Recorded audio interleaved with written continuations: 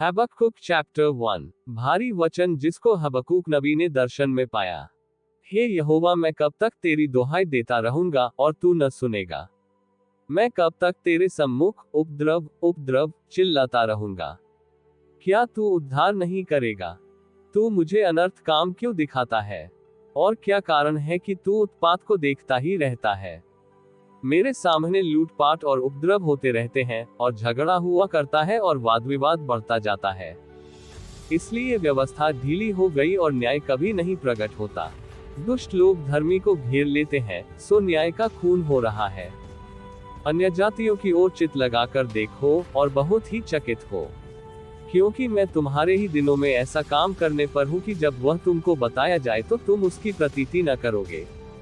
देखो, मैं कसदियों को उभारने पर हूँ। वे क्रूर और उतावली करने वाली जाति हैं, जो पराये वासस्थानों के अधिकारी होने के लिए पृथ्वी भर में फैल गए हैं। वे भयानक और डरावने हैं। वे आप ही अपने न्याय की बड़ाई और प्रशंसा का कारण हैं। उनके घोड़े चीतों से भी अधिक वेग चलने वाले हैं, और सांझ को आहेर करने वाले हुंडारों से भी अधिक क्रूर हैं। उनके सवार दूर दूर कूदते फांदते आते हैं। हाँ, वे दूर से चले आते हैं और आहेर पर झपटने वाले उकाब की नाई झपट्टा मारते हैं।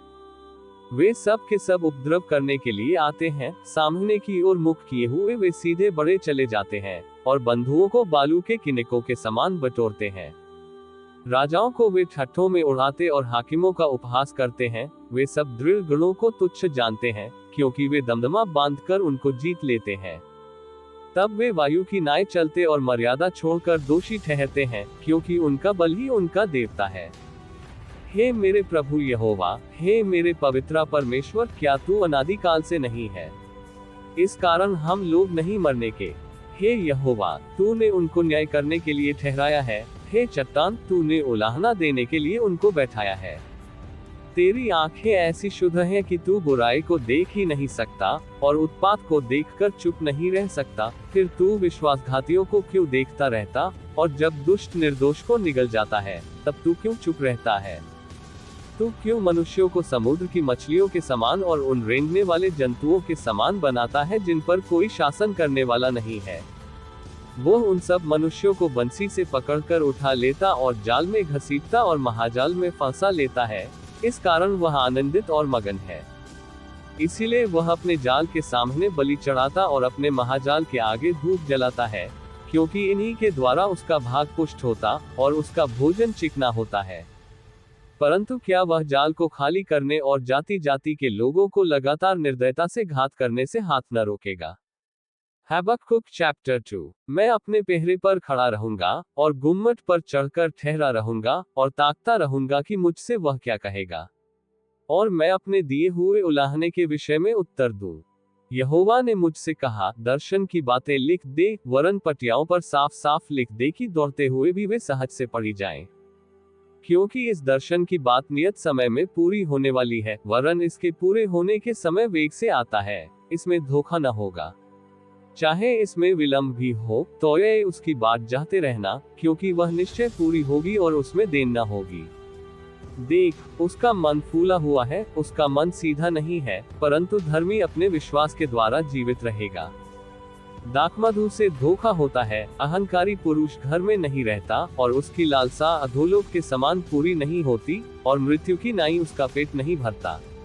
वो सब जातियों को अपने पास खींच लेता, और सब देशों के लोगों को अपने पास इकट्ठे कर रखता है। क्या वे सब उसका दृष्टांत चलाकर और उस पर ताना मारकर न कहेंगे कि हाय उस पर जो पराया धन छीन छीन कर धनवान हो जाता है? कब तक? हाय उस पर जो अपना घर बंधक की वस्तुओं से भर लेता है। जो तुझसे कर्ज लेते हैं, क्या वे लोग अचानक न उठेंगे? और क्या वे न जागेंगे जो तुझको संकट में डालेंगे? और क्या तू उनसे लूटा न जाएगा? तूने बहुत सी जातियों को लूट लिया है, सो सब बचे हुए लोग तुझे भी लूट लेंगे। इसका कारण मनुष्यों की हत्या और वह उपद्रव भी जो तूने इस देश और राजधानी और इसके सब रहने वालों पर किया है। हाय उस पर जो अपने धर के लिए अन्याय के लाभ का लोभी है, ताकि वह अपना घोंसला ऊंचे स्थान में बनाकर विपत्ति से बचे। तूने बहुत सी जातियों को काटकर अपने घर लिए लज्जा की युक्ति बांधी, और अपने ही प्राण का दोषी ठहरा है। क्योंकि घर की भीत का पत्थर दुहाई देता है और उसके छत की कड़ी उनके स्वर में स्वर मिलाकर उत्तर देती है। हाय उस पर जो हत्या करके नगर को बनाता और कुटिलता करके गढ़ को दृढ़ करता है। देखो, क्या सेनाओं के यहोवा की ओर से यह नहीं होता कि देश देश के लोग परिश्रम तो करते हैं परंतु वे आग का कौर होते हैं, और राज्य राज्य के लोगों का परिश्रम व्यर्थ ही ठहरता है। क्योंकि पृथ्वी यहोवा की महिमा के ज्ञान से ऐसी भर जाएगी जैसे समुद्र जल से भर जाता है। हाय उस पर जो अपने पड़ोसी को मदिरा पिलाता और उसमें विष मिलाकर उसको मतवाला कर देता है कि उसको नंगा देखे। तू महिमा की सेंती अपमान ही से भर गया है। तू भी पी और अपने को खतनाहीन प्रकट कर। जो कटोरा यहोवा के दाहिने हाथ में रहता है सो घूम कर तेरी ओर भी जाएगा और तेरा विभव तेरी छाछ से अशुद्ध हो जाएगा। क्योंकि लेबानोन में तेरा किया हुआ उपद्रव और वहां के पशुओं पर तेरा किया हुआ उत्पात, जिनसे वे भयभीत हो गए थे, तुझी पर आ पड़ेंगे। यह मनुष्यों की हत्या और उस उपद्रव के कारण होगा जो इस देश और राजधानी और इसके सब रहने वालों पर किया गया है। खुदी हुई मूरत में क्या लाभ देखकर बनाने वाले ने उसे खोदा है। फिर झूठ सिखाने वाली और ढली हुई मूरत में क्या लाभ देखकर ढालने वाले ने उस पर इतना भरोसा रखा है कि न बोलने वाली और निकम्मी मूरत बनाए। हाय उस पर जो काठ से कहता है जाग, व अबोल पत्थर से उठ, क्या वह सिखाएगा? देखो, वह सोने चांदी में मढ़ा हुआ है परंतु उसमें आत्मा नहीं है। परंतु यहोवा अपने पवित्र मंदिर में है, समस्त पृथ्वी उसके सामने शांत रहे। हबक्कुक चैप्टर 3। शगयनीत की रीति पर हबक्कुक नबी की प्रार्थना। हे यहोवा, मैं तेरी कीर्ति सुनकर डर गया। हे यहोवा, वर्तमान युग में अपने काम को पूरा कर, इसी युग में तू उसको प्रकट कर, क्रोध करते हुए भी दया करना स्मरण कर। ईश्वर तेमान से आया, पवित्र ईश्वर प्राण पर्वत से आ रहा है। उसका तेज आकाश पर छाया हुआ है और पृथ्वी उसकी स्तुति से परिपूर्ण हो गई है। उसकी ज्योति सूर्य के तुल्य थी, उसके हाथ से किरणें निकल रही थी और इनमें उसका सामर्थ छिपा हुआ था। उसके आगे आगे मरी फैलती गई और उसके पांवों से महाज्वर निकलता गया। वह खड़ा होकर पृथ्वी को नाप रहा था। उसने देखा और जाति जाति के लोग घबरा गए। तब सनातन पर्वत चकनाचूर हो गए और सनातन की पहाड़ियां झुक गई। उसकी गति अनंत काल से एक सी है। मुझे कुशान के तंबू में रहने वाले दुख से दबे दिखाई पड़े और मिद्यान देश के डेरे डगमगा गए। हे यहोवा, क्या तू नदियों पर रिसियाया था? क्या तेरा क्रोध नदियों पर भड़का था, अथवा क्या तेरी जलजलाहट समुद्र पर भड़की थी, जब तू अपने घोड़ों पर और उद्धार करने वाले विजयी रथों पर चढ़कर आ रहा था? तेरा धनुष खोल में से निकल गया, तेरे दंड का वचन शाप के साथ हुआ था। तूने धरती को नदियों से चीर डाला। पहाड़ तुझे देखकर कांप उठे, आंधी और जल प्रलय निकल गए, गहरा सागर बोल उठा और अपने हाथों अर्थात लहरों को ऊपर उठाया। तेरे उड़ने वाले तीरों के चलने की ज्योति से और तेरे चमकीले भाले की झलक के प्रकाश से सूर्य और चंद्रमा अपने अपने स्थान पर ठहर गए।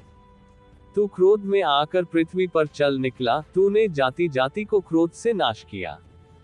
तू अपनी प्रजा के उद्धार के लिए निकला, हाँ, अपने अभिषिक्त के संग होकर उद्धार के लिए निकला। तूने दुष्ट के घर के सिर को घायल करके उसे गल से नेव तक नंगा कर दिया।